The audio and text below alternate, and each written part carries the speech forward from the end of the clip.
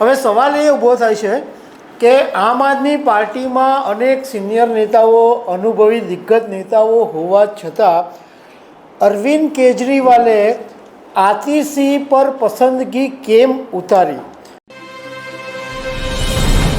નમસ્કાર દર્શક મિત્રો, આમ આદમી પાર્ટીના નેતા અરવિંદ કેજરીવાલના ઘરે એક ધારાસભ્યો દળની બેઠક મળી અને એમાં સર્વાનુમતે નિર્ણય લેવાયો કે દિલ્હીના મુખ્યમંત્રી તરીકે આતિશી માર્લેના સિંહ રહેશે.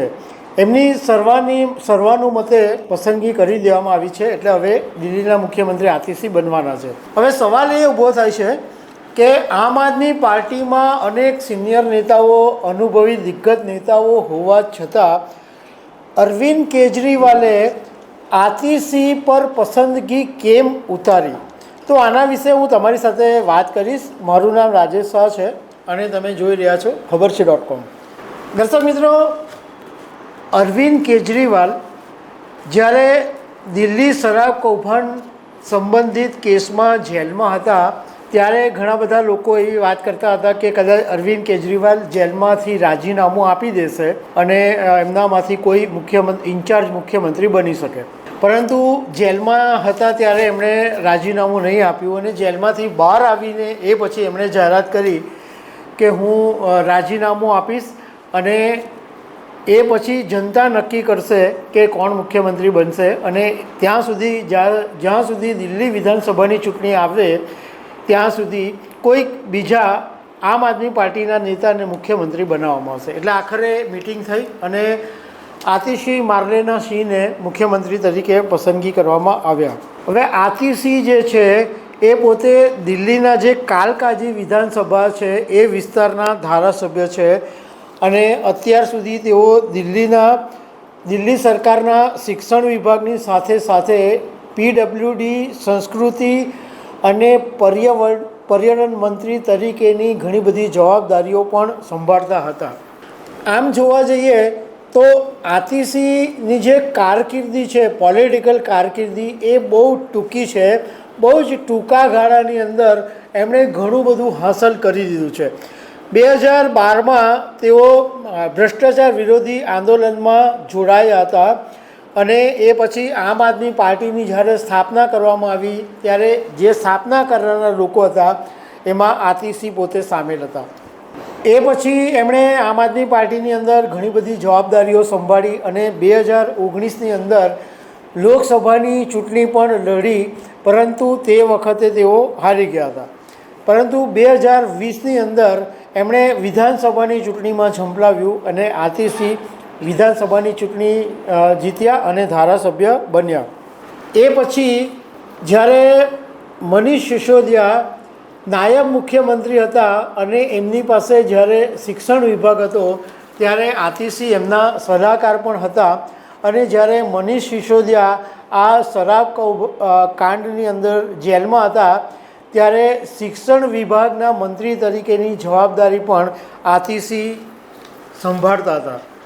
સૌથી મહત્ત્વની વાત એ છે કે શિક્ષણ મંત્રી બન્યા પછી આતિશીએ દિલ્હીના શિક્ષણ વ્યવસ્થાની અંદર એટલા મોટા ફેરફારો કર્યા કે તેઓ લોકોના ધ્યાને પણ ચડ્યા અને પાર્ટીમાં પણ એમનું વર્ચસ્વ વધવા માંડ્યું.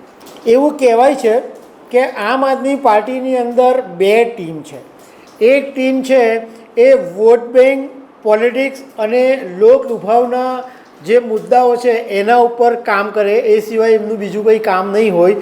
જ્યારે બીજી જે ટીમ છે એ ટીમનું કામ એવું છે કે નવીન વિચારો, નવી પેઢીને અસર કરે એવા મુદ્દાઓ, આ બધા ઉપર ચર્ચા કરવાનું કામ બીજી ટીમ કરે. અને આતિશી જે છે એ બીજી ટીમની અંદર કામ કરતા હતા. આતિશી ત્યારે બી ચર્ચામાં આવ્યા કે જ્યારે અરવિંદ કેજરીવાલ જેલમાં હતા ત્યારે આતિશી એક પાવરફુલ મિનિસ્ટર તરીકે બહાર આવ્યા. કારણ કે અરવિંદ કેજરીવાલની સાથે જેલમાં જઈને વાર્તાલાપ કરવી અને બીજી તરફ એમની પાસે મહત્ત્વના મંત્રાલયો અને વધારે મંત્રાલયો હોવા છતાં બીજી તરફ જે ભાજપની મોરચાબંધી હતી એ પણ સંભાળવાની હતી. અને આ જ બધા જ કામ આતિશીએ બહુ જ સારી રીતના પાર પાડ્યા.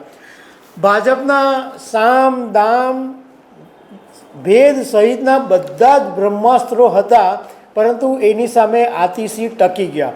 એ જરાય ડગ્યા નહીં કે હલ્યા નહીં અને એમણે એમની રીતના પોતાનું કામ ચાલુ જ રાખ્યું. એટલે આ બધી બાબતો આતિશીની ફેવરમાં હતી અને અરવિંદ કેજરીવાલના એકદમ નજીકના પણ માનવામાં આવે છે. અને એમની જે કામગીરી છે એમને પર ક્યારેય પણ અત્યાર સુધી કોઈ પણ વિવાદમાં એમનું નામ નથી આવ્યું, ભ્રષ્ટાચારમાં પણ એમની સામે કોઈ નિશાન સાધવામાં નથી આવ્યું. એટલે આતિશીની એટલી બધી ક્વોલિટી છે કે જેને કારણે સિનિયર નેતાઓ, અનુભવી નેતા હોવા છતાં આખરે દિલ્હીના મુખ્યમંત્રી પદની કમાન આતિશીને સોંપવામાં આવી. હવે કેટલાક લોકોનું કહેવું એમ છે કે આગામી 5 મહિનાની અંદર દિલ્હી વિધાનસભાની ચૂંટણી થવાની છે, એટલે 5 મહિના પૂરતા જ આતિશી મુખ્યમંત્રી બનવાના છે. એટલે કંઈ બહુ મોટો ફરક નથી પડવાનો, કારણ કે પાછળથી જે કંટ્રોલ છે એ તો કેજરીવાલ પાસે જ રહેવાનો છે. બીજું કે આતિશીને પસંદ કરવા પાછળનું કારણ એ બી છે કે દિલ્હી સહિત દેશભરની અંદર સૌથી વધારે અડધાથી વધારે મહિલા મતદારો છે. અને ભાજપ માટે એવું કહેવાય કે પ્રધાનમંત્રી મોદીને જે સૌથી વધારે મત આપે છે એ મહિલાઓ આપે છે. એટલે એક શિક્ષિત યુવા અને જનતાની ભાષા બોલી શકે એવા જો કોઈ નેતા હોય તો એ આતિશી છે. એટલે એમને પસંદ કરવામાં આવ્યા. હવે આતિશી જ્યારે દિલ્હીના 3જા મુખ્યમંત્રી બન્યા, એ પહેલાં દિલ્હીની અંદર પહેલાં મુખ્યમંત્રી હતા સુષ્મા સ્વરાજ, અને એ પછી શીલા દીક્ષિત કોંગ્રેસમાંથી લાંબો સમય સુધી દિલ્હીના મુખ્યમંત્રી રહ્યા હતા.